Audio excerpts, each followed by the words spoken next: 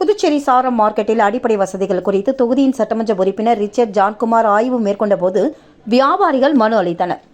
நலித்தோப்பு தொகுதிக்கு உட்பட்ட சாரம் மார்க்கெட்டில் அடிப்படை வசதிகள் இல்லை என்று புகார்கள் எழுந்த வண்ணம் இருந்தது.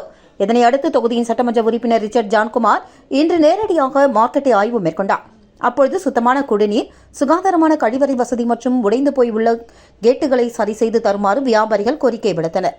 உடனடியாக அனைத்து அடிப்படை வசதிகளும் செய்து கொடுப்பதாக உறுதியளித்தார்.